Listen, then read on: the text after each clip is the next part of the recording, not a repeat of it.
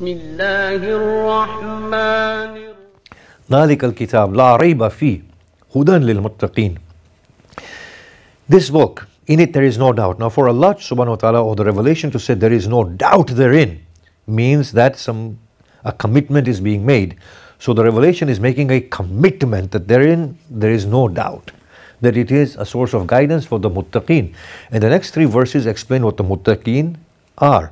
Now before going on to the muttaqeen, we just need to explain one thing and then we'll talk about the muttaqeen. When Allah says there is no doubt, it is a guidance. Does it mean that the non-muttaqeen are not guided through it?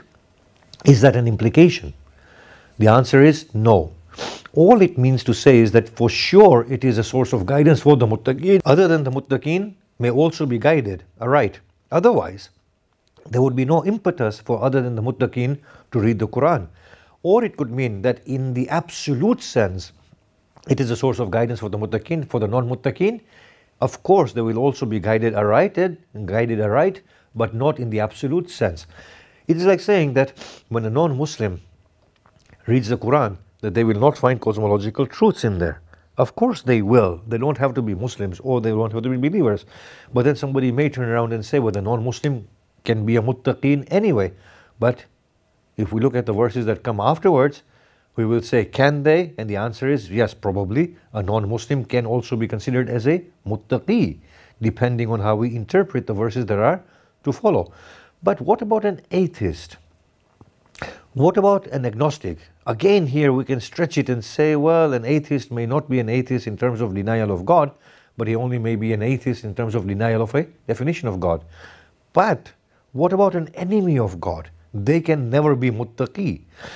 Can they ever be guided?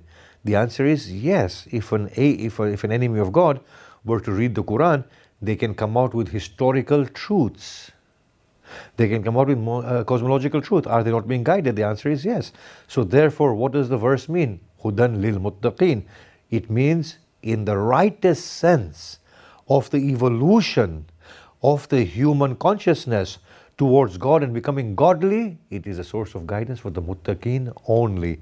As far as the other than the muttaqin are concerned, it is a guidance for them as well to invite them to the absolute guidance, but may not yield in the absolute manner. Allahumma arhamna bil Quran.